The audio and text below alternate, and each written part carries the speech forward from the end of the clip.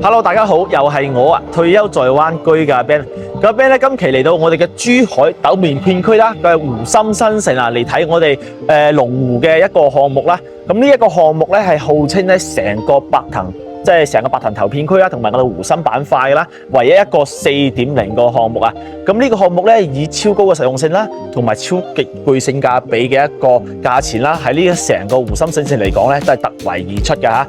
咁我哋依家咧所在位置咧已經係呢個項目嘅大門口位置啦。咁其實成個湖心路咧，佢經過咗呢幾年嘅發展咧，配套嚟講都係比較成熟嘅。就好似我哋身後嘅龍湖項目咧，對面咧就係我哋嘅中鐵建未來城啦。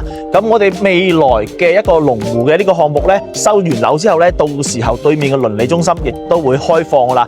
咁普通嘅一啲日常嘅買菜啦，或者啲生活用品咧，亦都可以喺小區樓下咧滿足到俾大家。咁呢一個項目咧，買嚟退休度假亦都係一個唔錯嘅選擇啦。咁今期點解嚟拍攝呢一個項目咧？梗係因為發展商咧推出咗更加高性價比嘅一個活動啦。咁首先咧就係贈送咗佢接近咗10年嘅一個物業管理費啊，亦即係話你依家買落嚟咧10年之內你都唔使再交任何嘅物業管理費同一啲雜費啊，只需要負責自己嘅水電費就搞掂啦。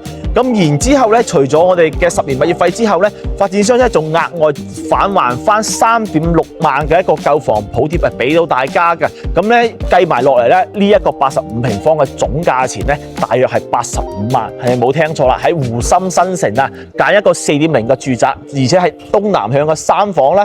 總價嚟講咧，連100萬都唔使啊！可以喺成個湖心路嚟講咧，都係無可匹敵嘅一個存在啦。咁話不囉嗦啦，先講翻我哋成個項目周邊嘅一個配套先。首先咧，緊鄰住我哋呢個龍湖天蘭呢個小區咧，有2個商圈啦。一個咧就係我哋斗門最大嘅萬達商圈啦，另外一個咧就係我哋出咗湖心路隔咗條馬路嘅一個嘉禾城商圈啦。咁呢2個商圈咧，平時如果喺呢邊居住嘅生活情況下咧，平時都可以去翻呢2個商圈去消費啦。入面咧行街睇戲食飯咧應有盡有啊，而且已經係開業啦，非常之成熟嘅狀態啦。咁好似啱啱我所講到啦，門口咧就係我哋未來嗰個鄰里中心啦，到時買菜食飯啊，或者我哋購買啲日常嘅生活用品咧，亦都可以喺馬路對面完成到嘅。所以喺呢邊嚟講咧，生活係非常之方便啦。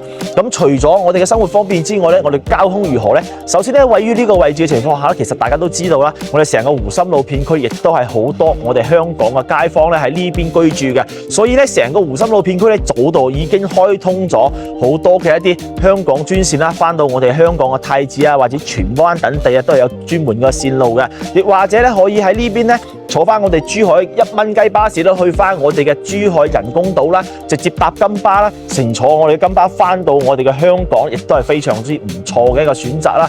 咁而且咧，我哋依家咧呢一個湖心路片區咧緊鄰住咧，仲有我哋嘅一個白藤湖公園啦，仲有我哋一個幸福河濕地公園啦。平時喺呢邊生活居住嘅情況下咧，去到呢啲公園入面咧，又可以散步，又可以釣魚，又可以做一啲有益嘅身心健康嘅活動啦，都係一個唔錯嘅嚇。咁我哋話不囉嗦啦，呢邊咧，因為呢一期咧，我哋嘅節目咧就會比較短。點解咧？因為咧，目前咧，龍湖天蘭咧在售3個戶型，85平方啦、95平方啦，同我哋144平方嘅呢3隻戶型嘅。但係 Ben 咧今期咧就只係85平方嘅戶型。點解咧？是因咧85平方咧喺依家呢個龍湖系列嚟講咧，佢個戶型咧係最實用嘅，贈送面積亦都係最多嘅一個戶型啦。同時咧，退休生活嚟講咧，因為佢總價銀碼唔大啊，因為佢95平方個戶型咧，目前都未搞特價啦，總價咧去到100萬以上嘅。但係呢個85平方嘅戶型咧，總價咧只需要79萬到85萬之間就可以立低啦。咁我話不囉嗦啦，直接去睇睇。咁我哋依家咧已經嚟到呢個85方嘅呢一個示範單位啦。但係咧，因為咧呢個85平方咧，佢係屬於高塔樓，即係塔樓嗰個部分嘅。然之後咧，依家咧實體樣板間仲未出嚟，發展商咧就做咗一個異地樣板翻俾到我哋啦。但係冇所謂啦，發展商咧承諾咧係1比1還原翻呢一個戶型嘅大細嘅，我哋都可以試入嚟睇睇啊。咁入門口咧，首先咧左手邊咧預留咗非常之多做玄關櫃嘅位置啦，可以望到咧，哇！呢度85平方，你咁相信呢一排都係玄關櫃，唔包呢度嚇，因為呢度咧係人哋嘅一個牆面嚟嘅。咁玄關櫃位置咧就係做到呢度呢一個部分啦。但係咧其實冇睇少，雖然只有2set，但係咧佢個收空間亦都係比較之十足啊！你要喺度放190對鞋咧，我諗應該都冇問題嘅。而且咧喺呢一個即係坐住換鞋嘅地方咧，如果你係覺得收納空間唔夠嘅情況下，亦都可以將呢一個位置咧都做埋一排個櫃啦。咁到時候咧，你收納空間會更加之多。然之後咧，亦都可以同發展商一樣設計樓下即係下面預留翻一啲放掃地機器人嘅位置啊，或者放一啲常用嘅鞋嘅位置，亦都係唔錯一個選擇啦。右手邊咧就係我哋嘅一個廚房啦。哇！咁呢一個廚房不得不讚佢，因為你點解咧？85平方去做一個咁大型嘅廚房，呢個廚房嘅面積咧，我粗略去睇咧，大約都有6到8個平方嘅一個面積啊，相當於人哋一個兒童房嘅存在啦。而且咧，你可以望到咧洗切煮嘅一個佈局咧。啱啱我問咗下發展商咧，到時候交付標準嚟講咧，呢度嘅島台亦都係做好贈送俾你嘅。咁如果你係唔做中餐嘅情況下，中意食西餐朋友仔咧，亦都可以喺呢一個島台入邊操作啦。然之後咧煮好咗，直接就可以放翻出你嘅餐台度啦。呢個係一個唔錯嘅一個設計啦，係啊。咁有啲細心嘅朋友仔就會問啦，咁你個廚房係大啊？咁你冰箱位放喺邊度咧？佢呢一個戶型咧，佢個格局係比較奇怪少少，因為點解咧？啱啱講到咧，呢一度係牆嚟嘅。咁點解呢個係一個牆身咧？因為咧佢嘅冰箱位置咧同隔離戶咧做咗一個錯層式嘅設計啦。咁我哋呢個牆後面咧就係對面嗰一戶嘅冰箱位置。咁我哋冰箱位係擺喺邊度啊？我哋嘅冰箱位係啦，係呢一個位置，係我哋嘅冰箱位。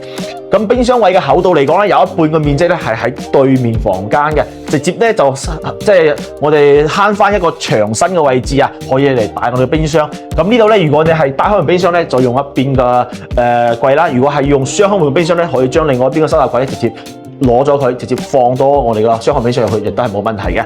咁冰箱旁邊咧就係我哋嘅一個餐台嘅位置啦。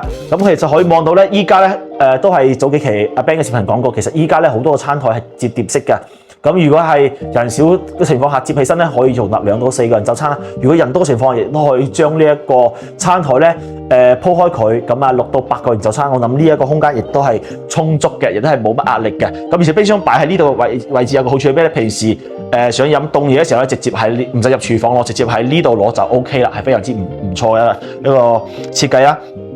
咁然之後咧，我哋嘅客廳空間咧會比我哋嘅即係我哋嘅餐廳空間嘅面積咧會闊翻少少。我哋嘅客廳開間咧有成3.6米嘅一個開間，哇！85平方喎，佢唔係95平方，佢唔係105平方喎，佢85平方個客廳開間可以做到足3.6米嘅一個標準啊！佢個闊度係非常之舒適嘅啦。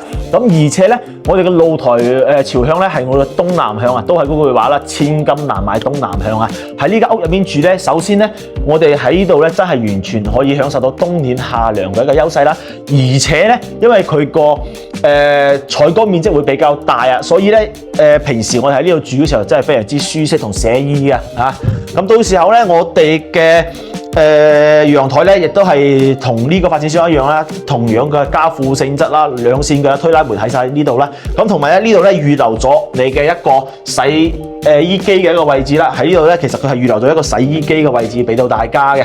係啊，但係咧呢度咧就冇啦，因為咧佢呢度咧係作為一個儲位嚟嘅，呢個儲位嚟嘅。咁洗衣機係嵌入去嘅，亦都係同發展商一樣設計啦，一個櫃喺度，然之後做隱藏式嘅洗衣機都係唔錯一個選擇啦。到時候可以做翻一啲升降嘅一個晾收衫嘅一個衫架喺度啦。咁喺東區睇完，我睇翻我哋嘅正區先。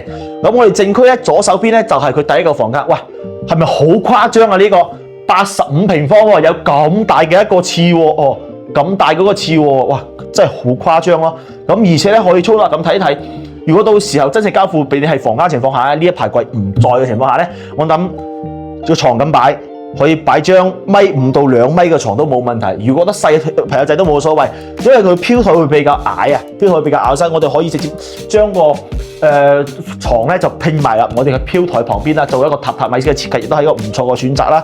咁而且咧，我好中意佢呢一個次臥嘅採光啊，個採光面會非常之充足啦，而且都係朝南向嘅。咁呢個房間真係住得超級舒服啊嚇！85平方，大家要緊記佢係85平方嘅戶型。咁右手邊咧就係我哋嘅衛生間啦，我哋客用衛生間啦。喂，可以望到我哋嘅客用衛生間嘅面積咧，同樣係比較之大嘅。做好晒乾濕分離啦，而且咧同埋到時候交付俾你嘅咧，全部都係呢啲瓷磚上牆，而且咧做咗美縫嘅一個設計啦。到時交付俾你亦都係咁嘅。咁到時候我哋企缸嘅位置啦，即係我哋企浴淋浴嘅位置咧，我樓下咧亦都好細心咁做咗一個防滑式嘅處理，同埋頭頂上嘅涼把亦都係交付標準嚟嘅。你而家所望到、所見即所得啦。右手邊咧就係我哋嘅第二間房間啦。咁本身咧呢個房間佈建咧係我哋嘅一個陽，即係我哋嘅陽台嚟嘅，但係發展商直接封咗起身咧，就作為我哋第二間房。而且咧呢個房間有一個好稀有嘅嘢係咩咧？就係佢做到咗270度嘅一個採光位啊！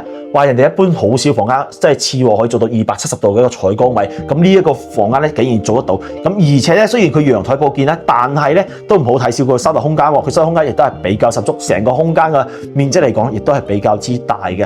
即係佢呢一個85平方嘅戶型真係非常之實用啊！入到去咧就係我哋主人房嘅部分啦。入嚟門口咧，首先可以見到我哋主人房嘅呢一個衛生間啦。咁而且咧呢一個衛生間咧，佢都係唔係暗面嘅喎，佢都唔會好暗嘅喎，佢都一樣有佢自己一個採光面喺度啦，而且望出去冇乜遮擋嘅一個地方啦。而且你依家所見即所得啦，做好晒瓷磚上牆同埋涼霸呢啲咁嘅。入到嚟咧，主人房真係驚豔啦！點解啊？主人房係冇飄台嘅。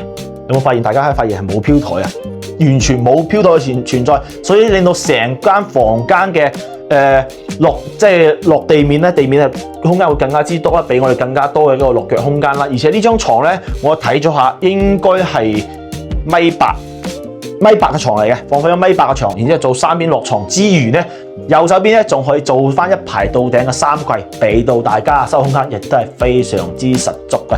所以咧，今期咧我哋就只拍攝呢一個戶型啦。咁如果覺得呢個龍湖85平方嘅戶型咧係合適大家嘅，咁啊歡迎左上角有阿 Ben 嘅聯絡方式啦。咁或者咧想揾呢個樓盤更加多嘅詳細資料，亦都喺右上角咧掃碼阿 Ben 嘅一個微信嘅二維碼啦，可以添加阿 Ben 嘅微信啦。然之後阿 Ben 會發更加多詳細嘅資料俾你嘅。